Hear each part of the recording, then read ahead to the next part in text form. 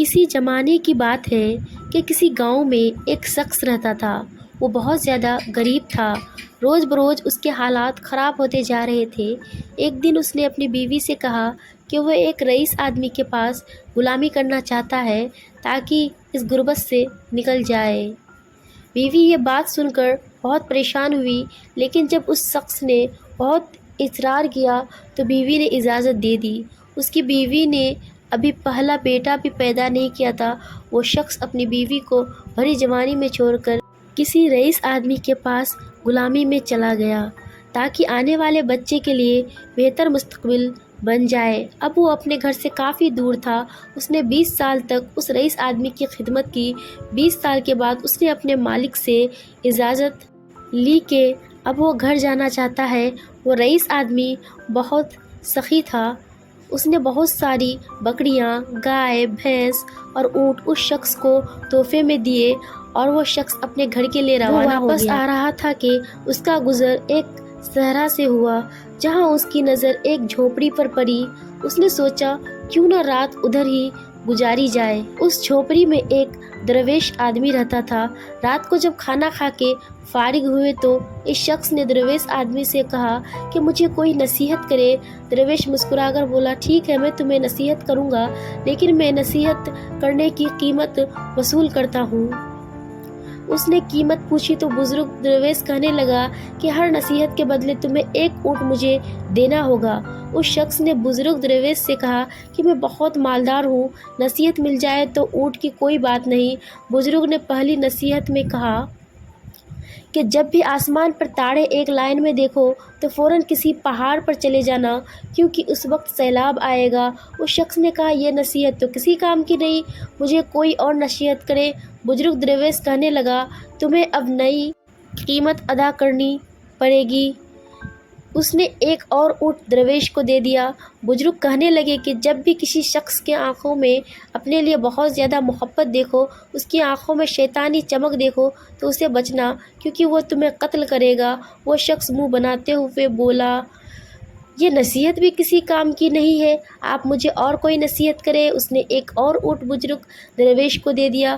بزرگ نے تیسری نصیحت کرتے ہوئے کہا رات کو پچھتا کر سو جانا، لیکن کبھی کسی انسان کو قتل نہ کرنا۔ وہ شخص دل میں سوچنے لگا کہ 3 اونٹ تو ضائع کر دیے، اب اور نصیحت نہیں پوچھوں گا، اور چپ کر کے سو گیا۔ صبح وہ بزرگ درویش سے اجازت لے کر اپنے گھر کی طرف چل پڑا۔ سفر لمبا ہونے کی وجہ سے وہ تینوں نصیحتیں بھول چکا تھا۔ اب وہ رات گزارنے کے لیے کسی گاؤں میں پہنچا۔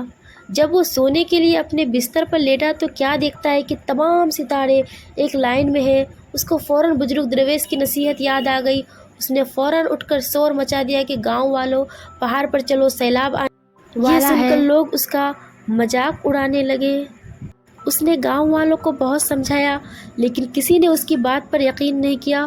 وہ اپنا مال کھول کر پہاڑوں پر لے گیا۔ صبح جب اس کی آنکھ کھولی تو اس نے دیکھا کہ نیچے گاؤں میں سیلاب آیا اور سارے گاؤں والے سیلاب میں ڈوب چکے ہیں۔ سیلاب کا پانی اترتے ہی وہ اپنی اگلی منزل کی طرف چل پڑا۔ اس نے ایک اور گاؤں میں پڑاؤ ڈالا، ایک شخص کے گھر قیام کیا جو کہ باتیں کرنے میں بہت اچھا معلوم ہوتا تھا، لیکن اس کی آنکھوں میں وہی شیطانی چمک دکھائی دیتی تھی۔ جب بھی وہ اس شخص کی آنکھوں میں دیکھتا تو اسے بزرگ درویش کی نصیحت یاد آتی۔ اسی کشمکش میں اسے رات کی نیند نہ آئی۔ وہ اٹھا اور بستر کو اس انداز میں پھیلا دیا کہ گویا یہ معلوم ہوتا کہ کوئی سویا ہوا ہے۔ رات کے کسی پہر اس نے دیکھا کہ وہی شخص ہاتھ میں ایک بڑا سا خنجر لیے اس کے بستر کی طرف بڑھ رہا ہے۔ یہ شخص چھپ کر اسے دیکھتا رہا۔ وہ آدمی بستر کے پاس آیا اور بستر پر خنجر مارنا شروع کر دیا۔ اس نے پیچھے سے حملہ کر کے اسے پکڑ لیا اور رسی کے ساتھ باندھ دیا۔ صبح صادق کے وقت اس نے اس شخص کو گاؤں کے پنچایت کے حوالے کیا اور اپنے گھر کی طرف روانہ ہو گیا۔ وہ رات کے ایک پہر اپنے گاؤں میں پہنچا۔ گھر کے قریب آ کر اس نے دیکھا کہ اس کی بیوی کسی نوجوان کے ساتھ والی چارپائی پر سوئی ہوئی ہے۔ اس شخص کو یہ دیکھ کر بہت غصہ آیا۔ اس نے سوچا کہ وہ اس نوجوان کو قتل کر دے گا۔ جیسے ہی وہ قتل کی نیت سے نوجوان کی طرف بڑھا تو اس کے دل میں بزرگ درویش کی نصیحت ابھر آئی کہ پچھتا کر سو جانا، لیکن کبھی کسی انسان کا قتل نہ کرنا۔ وہ یہ بات سوچنے لگا کہ پہلی نصیحت بھی کام کر گئی اور دوسری نے بھی کام کیا، لہجہ اس نے ارادہ کیا کہ وہ ہمیشہ کے لیے یہ گاؤں چھوڑ جائے گا۔ صبح ہوئی تو وہ شخص گاؤں سے روانہ ہوا۔ اس کے دل میں خیال آیا کہ کیوں نہ گاؤں والوں سے اپنا حال دریافت کروں۔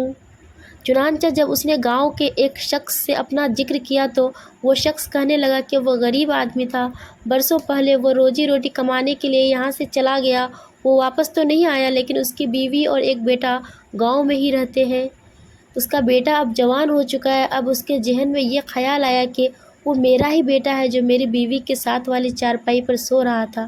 وہ فوراً گھر کی طرف واپس پلٹا، گھر آ کر اپنی بیوی اور بیٹے سے ملا اور خوشی خوشی زندگی گزارنے لگا۔ انسان کے رزق میں رکاوٹ یہ 5 کام کرنے سے آتی ہے۔ پہلا، نہانے کی جگہ پر پیشاب کرنے سے۔ دوسرا، دسترخوان پر بحث کرنے سے۔ تیسرا، جوہر کی نماز ترک کرنے سے۔ چوتھا، اللہ کی نافرمانی سے۔ پانچواں، زنا کرنے سے۔